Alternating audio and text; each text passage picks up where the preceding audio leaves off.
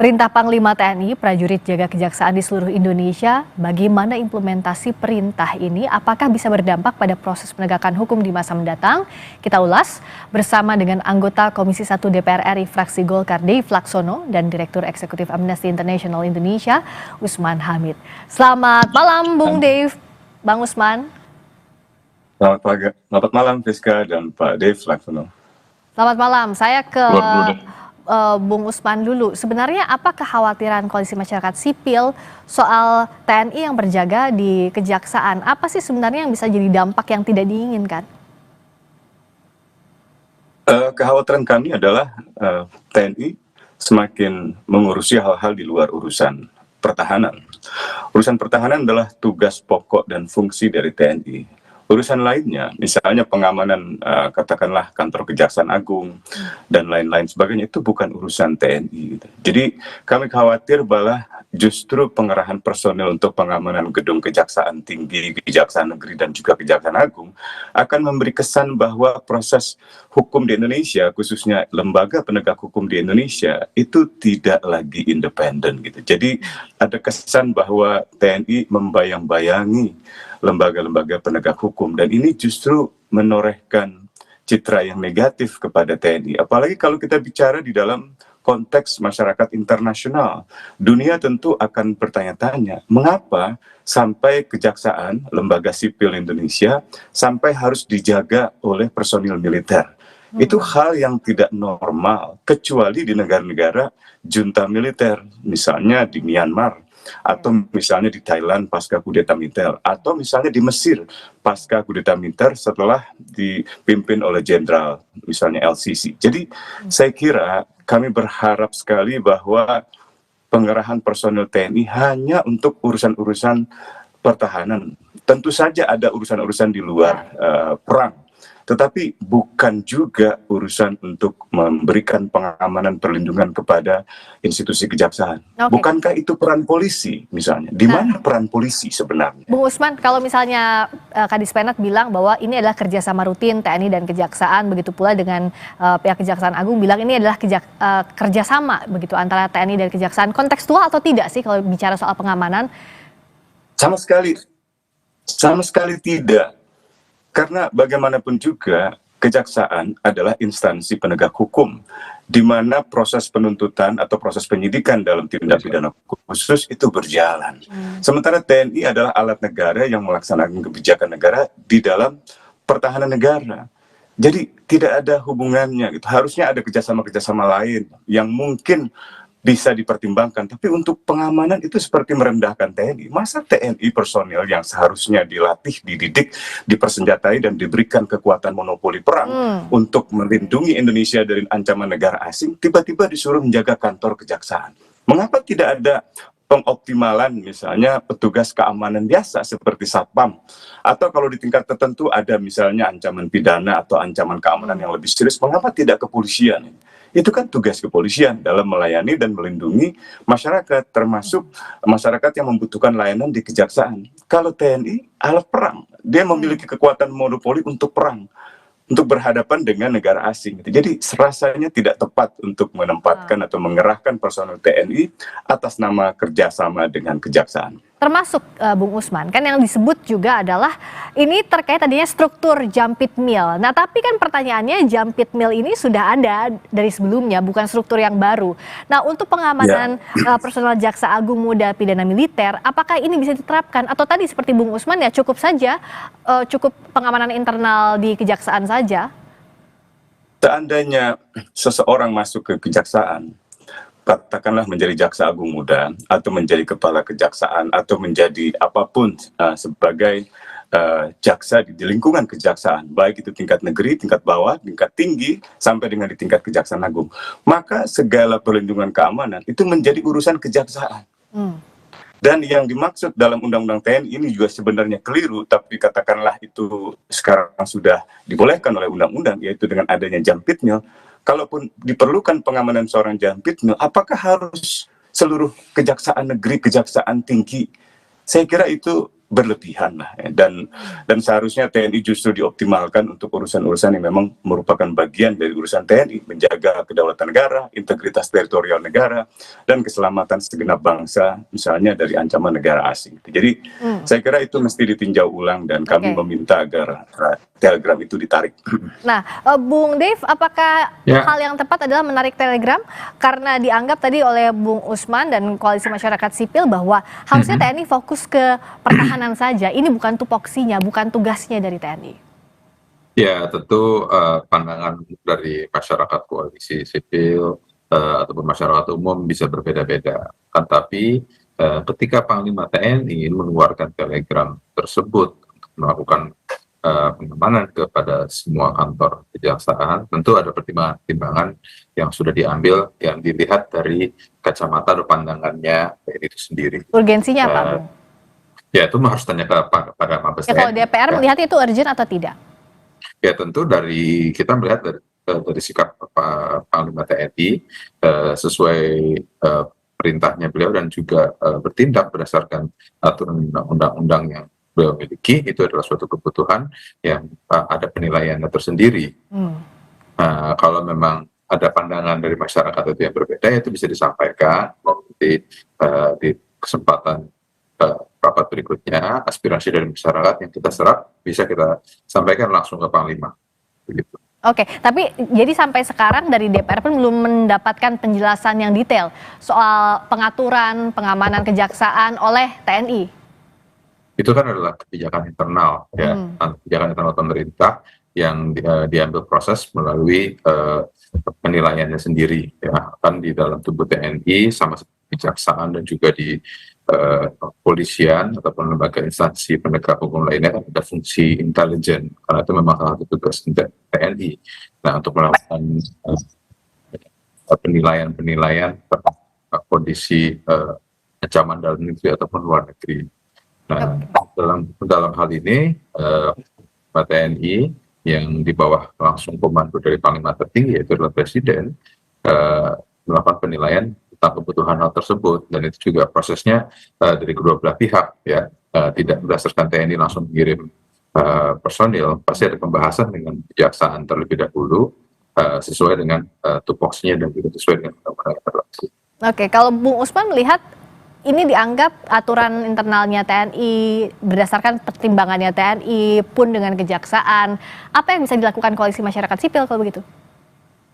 Ya, pertama ini bukan kebijakan internal. Kalau misalnya pengerahan personel militer di dalam tangsi-tangsi militer, di dalam lingkungan satuan-satuan teritorial militer, misalnya untuk Angkatan Darat di Kodam, atau misalnya di Korem, di Kodim, Koramil, itu tentu merupakan kebijakan internal, atau misalnya di lapangan udara, atau di Armada Barat, Armada Timur, dan seterusnya.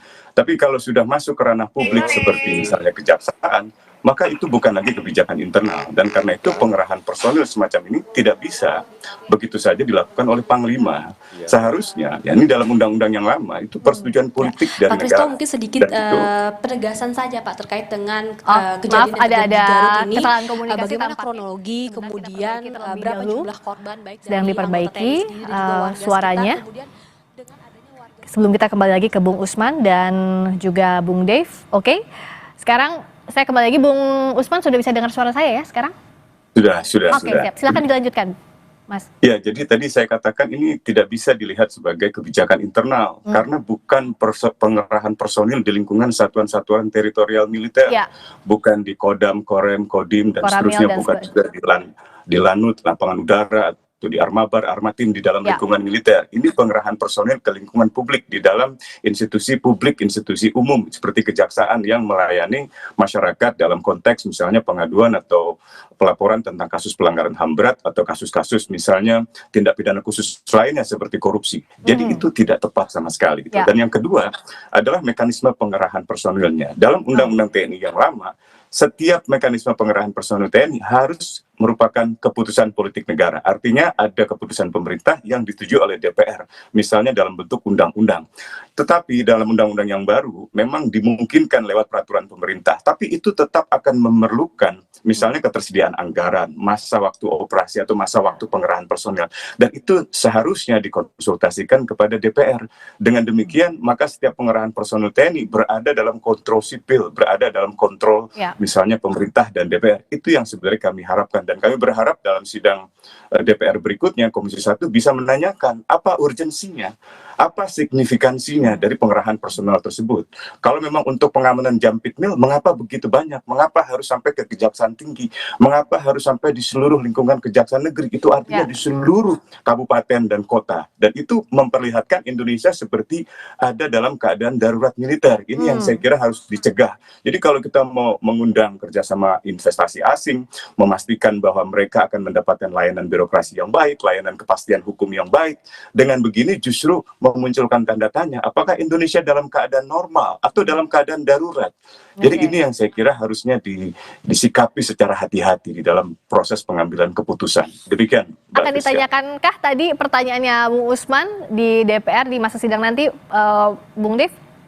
Ya, ini masukan dari Pak Usman tentu sangat baik. Kita sangat welcome. Pak Usman kan juga sahabat. Selain sahabat TNI juga sahabat Komisi 1 juga. Kita sering diskusi, sering terima masukan tentang berbagai macam hal. Ya, ini tentu masukan yang sangat penting dan bisa menjadi bahan untuk kita bahas dengan Panglima dan juga dengan Mabes TNI, bisa dengan Menhan di kesempatan berikutnya. Dan juga kan saat ini kita juga cukup diguncangkan dengan adanya 13 orang meninggal akibat memusnahkan amunisi yang expired. Ya, ini hal ini yang bisa menjadi bahan-bahan untuk kita bahas di rapat berikut. Nah, Bung Usman, siapa yang bisa? Karena ini dikeluarkannya melalui Telegram, siapa yang bisa membatalkan aturan ini? Apakah ada desakan dulu dari DPR baru bisa ditarik oleh Panglima? Jikalau kalau misalnya tidak ada desakan apapun, kan ini bisa berjalan begitu saja. Toh TNI dan Kejaksaan tidak ada keberatan soal ini.